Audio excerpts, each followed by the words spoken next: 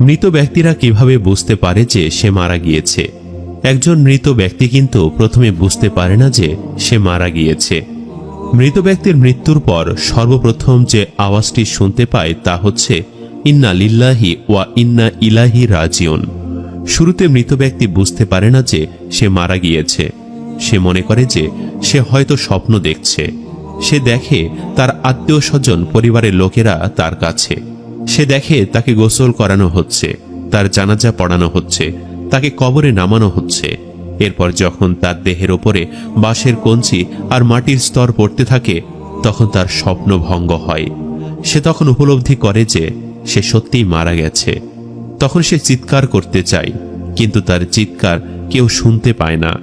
যখন তাকে দাফন করে সবাই তাকে একা কবরে রেখে ফিরে যায়, তখন আল্লাহ তাআলা তার আত্মাকে পুনরায় তার দেহে ফিরিয়ে দেন আর সে জেগে ওঠে।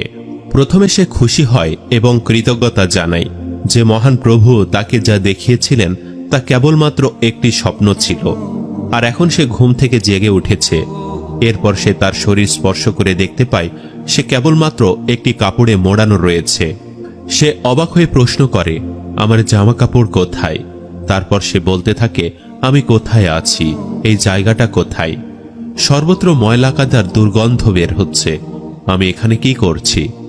তারপর সে বসতে শুরু করে যে সে মাটির ভেতরে আছে এবং সে যা অনুভব করছে তা কোনো দুঃস্বপ্ন নয়। তখন সর্বপ্রথম সে মৃত ব্যক্তি বুঝতে পারে যে সে সত্যি মারা গেছে। তারপর সে যতটা সম্ভব জোরে চিৎকার করে ওঠে। তার আত্মীয় স্বজনদের ডাকতে থাকে, পরিবারের লোকদেরকে ডাকে, কিন্তু কেউই তাকে বাঁচাতে আসে না। অতঃপর সে ব্যক্তি আল্লাহকে ডাকে। সে বুঝতে পারে এই মুহূর্তে আল্লাহ রাব্বুল আলামিন তার একমাত্র ভরসা এবং আল্লাহর কাছে কান্নাকাটি শুরু করে, ক্ষমা প্রার্থনা শুরু করে। সে বলতে থাকে, হে আল্লাহ, আমাকে ক্ষমা করো, হে আল্লাহ, আমাকে ক্ষমা করো।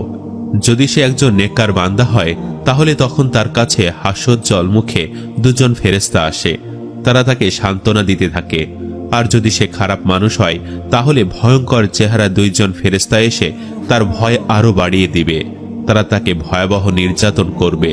তার উপর কবরের আযাব শুরু হয়ে যাবে।